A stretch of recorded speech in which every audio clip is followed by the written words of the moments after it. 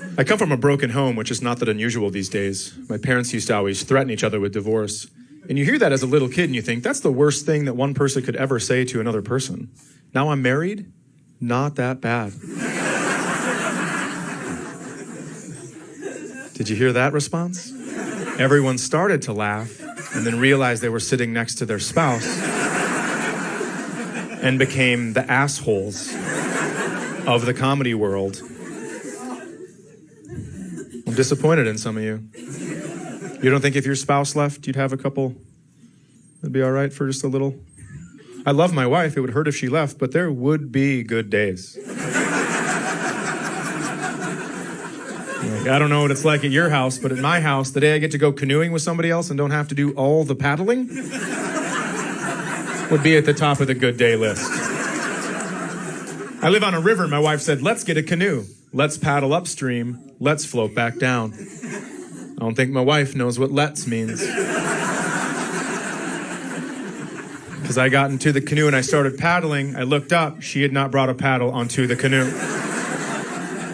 I said, what's going on up there? She goes, I'm taking pictures. Well, you could sketch it because we're not moving.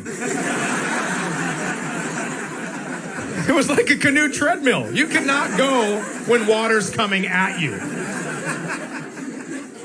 And I'm in the back, and I don't realize that you have to keep moving your paddle from side to side when no one's paddling up front, because you steer. So 3 big swipes out of me, and we are now on the side of the riverbank. And she turns around and says, what are you doing back there? And I was like, oh, I will kill you. She said, why are you whispering? Because sound travels over water. And that last phrase makes it premeditated.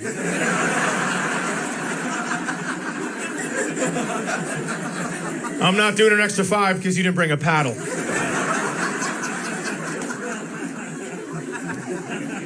And she goes, maybe you should be in the front. No, then I can't see you not paddling.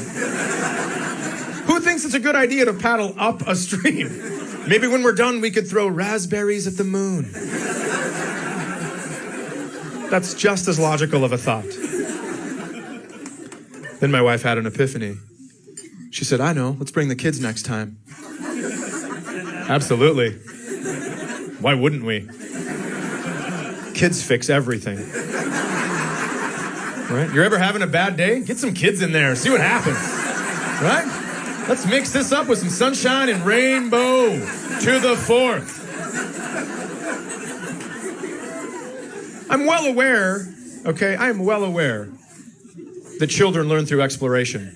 I get that, and I encourage my kids to do that, but not in a canoe where we're paddling upstream. You gotta sit your ass down and be as aerodynamic as possible. We're in the middle of the river. My son hops up and he's like, what's on this side? What's on this side? What's on this side? So the canoe is rocking back and forth. My daughter's like, we're all gonna die. Maybe. If this keeps up, perhaps. One day my kids are like, why'd you take away our life jackets? Because you're not listening. Okay. Everybody aboard this vessel knows I will tip a canoe to prove a point.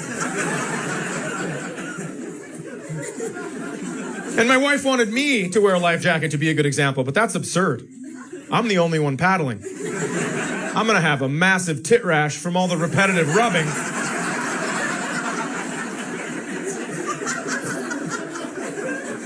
You want me to be a good example, that's fine. I won't wear a life jacket, and when we do tip over, I'll swim to shore and still be alive, and my kids can be like, we should learn how to do that.